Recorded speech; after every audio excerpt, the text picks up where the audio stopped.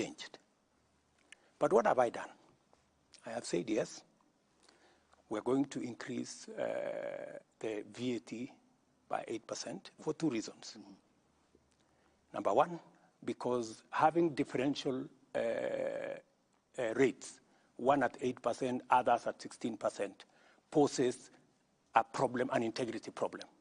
People use it as a loophole to manipulate numbers, VAT in, VAT out. So the advice that my economic team working with Treasury gave was we must eliminate this loophole that people are exploiting, number one.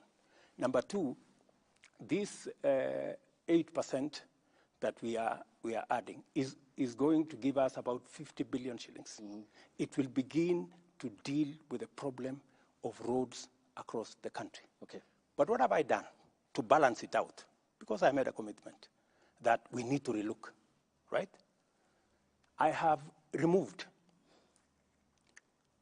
on the same fuel, as we add 8%, I have removed road 3.5% road development levy from fuel. I have removed 2% of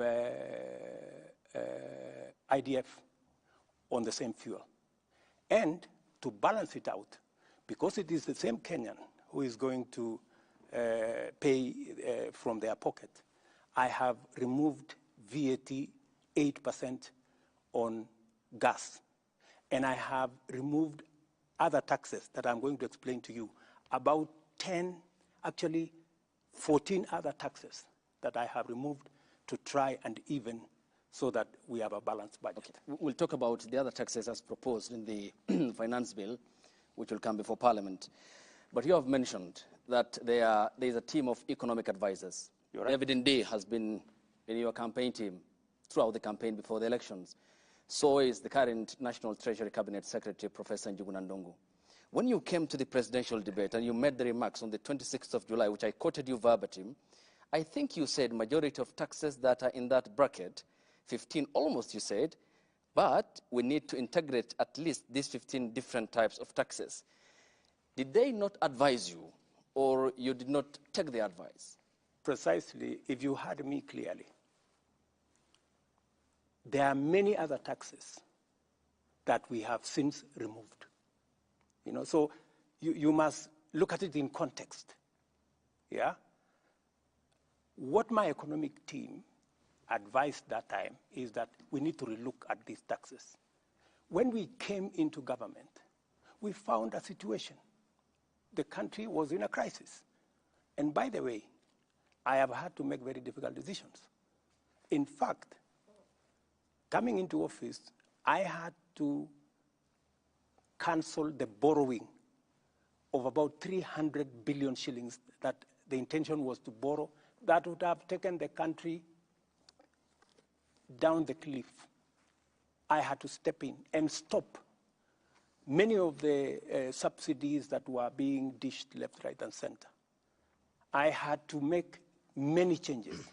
I had to reorganize the whole budget because we found a country headed and sliding into bankruptcy. And so when you find that kind of situation, you have to deal with the situation with the urgency and with the acuteness of thinking that is required. Okay. Yeah?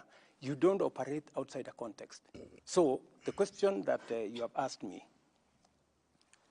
did we remove some? Did we look at the fuel issue? Yes.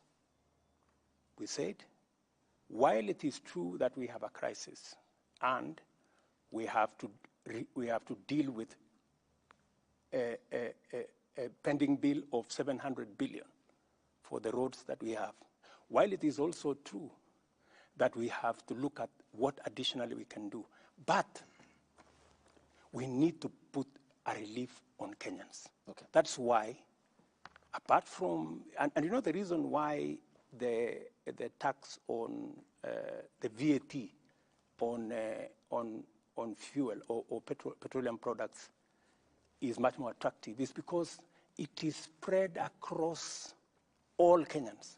So everybody carries a small bit of it. Okay. But we have also knocked down other taxes.